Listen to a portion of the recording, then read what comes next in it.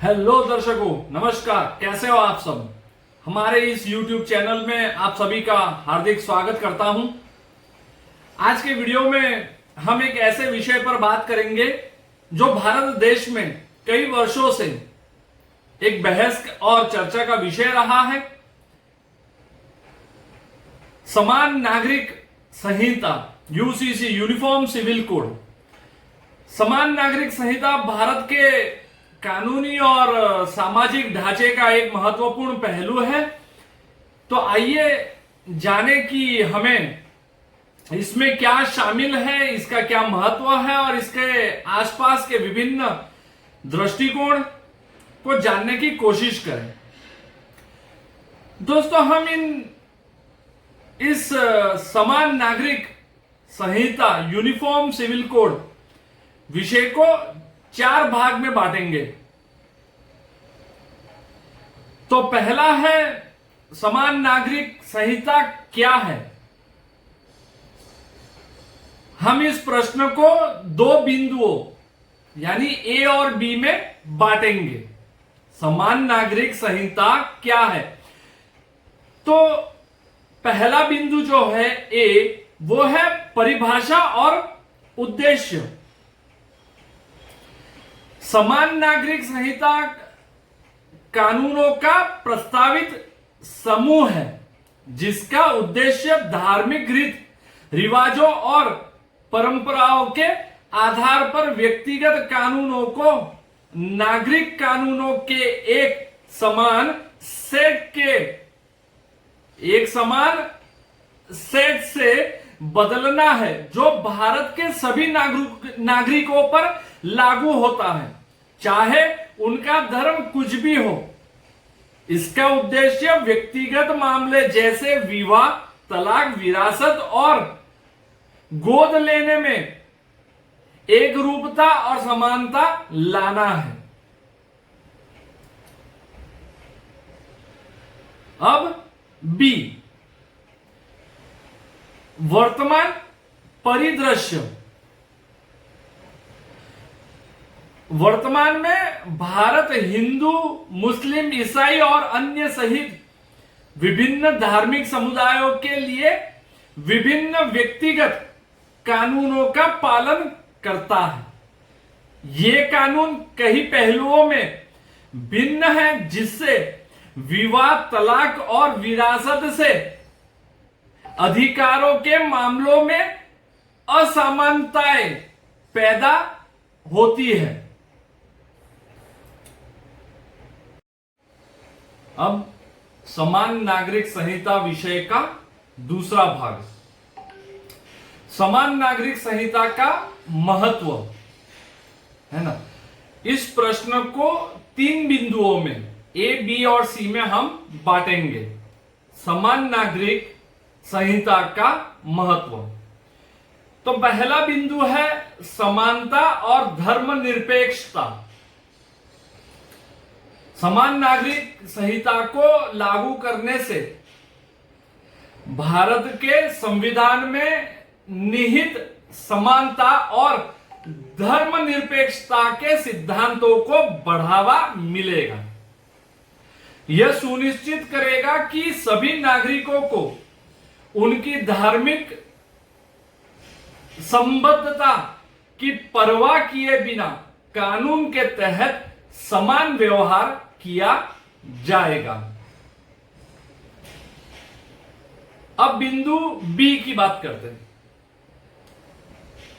बिंदु बी है लैंगिक न्याय। समान नागरिक संहिता के प्रमुख लाभों में से एक व्यक्तिगत कानूनों में प्रचलित लैंगिक असमानताओं को दूर करने की इसकी क्षमता है। यह महिलाओं को विवाह, तलाक और विरासत जैसे मामलों में समान अधिकार और अवसर प्रदान करेगा, उन्हें सशक्त बनाएगा और लैंगिक न्याय को बढ़ावा देगा। अब अंतिम सी बिंदु है हमारे 3 बिंदु थे, उसमें से 2 हुए, तीसरा है अब सी बिंदु है राष्ट्रीय एकीकरण। व्यक्तिगत कानूनों को एकीकृत करके समान नागरिक संहिता विभिन्न धार्मिक समुदायों के बीच एकता की भावना को बढ़ावा देते हुए राष्ट्रीय एकीकरण में योगदान देगी। यह सामान्य सिद्धांतों और मूल्यों के आधार पर एक सामंजस्यपूर्ण समाज के निर्माण में मदद करेगा।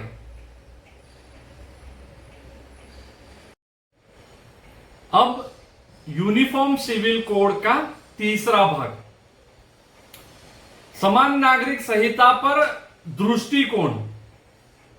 इस प्रश्न को भी हम 2 बिंदुओं में बांटेंगे। समान नागरिक संहिता पर दृष्टिकोण को हम 2 बिंदुओं में बांटेंगे। पहला बिंदु है समर्थक। इस बिंदु को भी हम 2 बिंदुओं में बांट करके समझने की कोशिश करेंगे दोस्तों। तो पहला है समानता और न्याय। समर्थकों को तर्क है कि सभी नागरिकों के लिए समानता और न्याय स्थापित करने के लिए एक समान नागरिक संहिता आवश्यक है, भले ही उनकी धार्मिक मान्यताएं कुछ भी हो। दूसरा है आधुनिकीकरण। आधुनिकीकरण और प्रगति। उनका मानना है कि वैश्विक मानकों के साथ भारत को संरेखित करते हुए राष्ट्र के आधुनिकीकरण और प्रगति के लिए एक सामान्य नागरिक संहिता आवश्यक है। अब दूसरा बी बिंदु है आलोचक।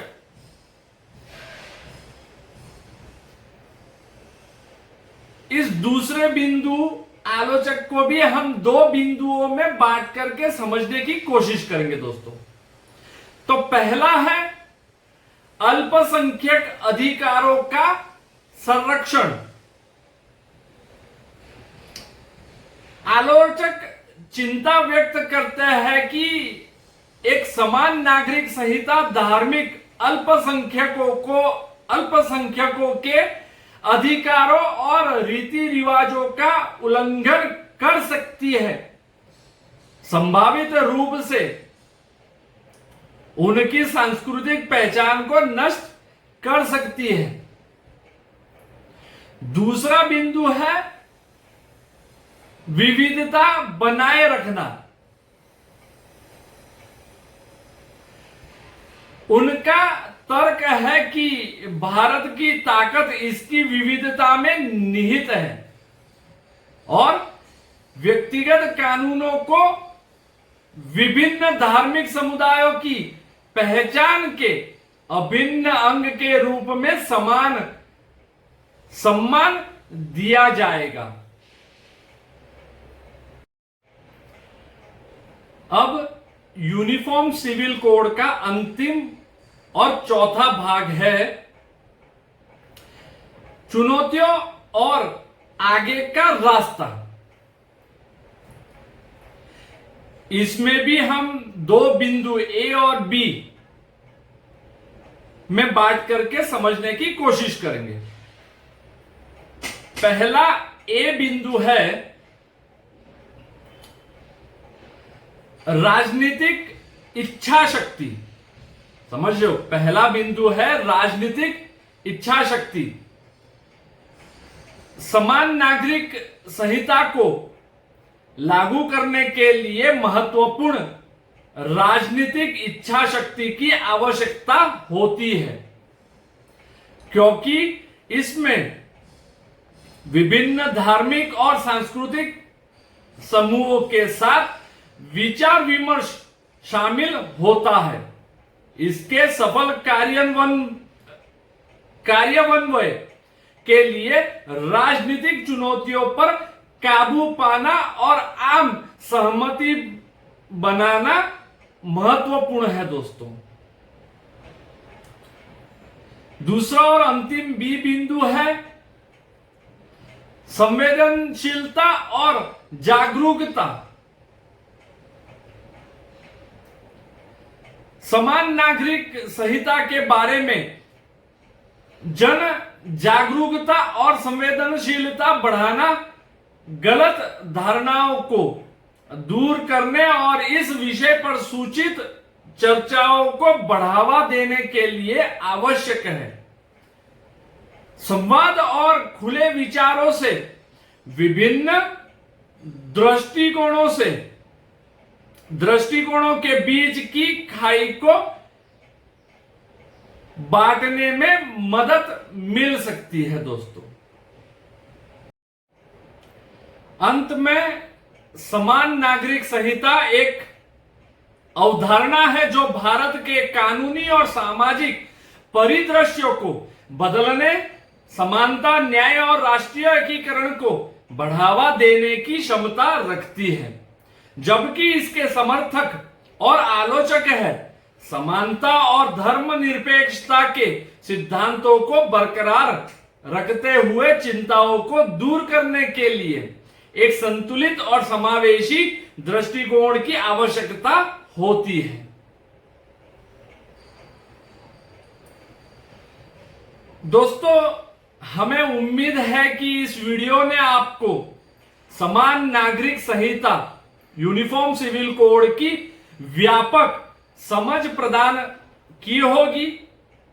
अगर आपको हमारा आज का ये वीडियो जानकारीपूर्ण लगा हो तो अधिक अच्छे विचारों, विषयों और सामग्री के लिए हमारे इस चैनल को लाइक, शेयर और सब्सक्राइब करना ना भूलें दोस्तों। देखने के लिए एक बार फिर आप सभी का धन्यवाद।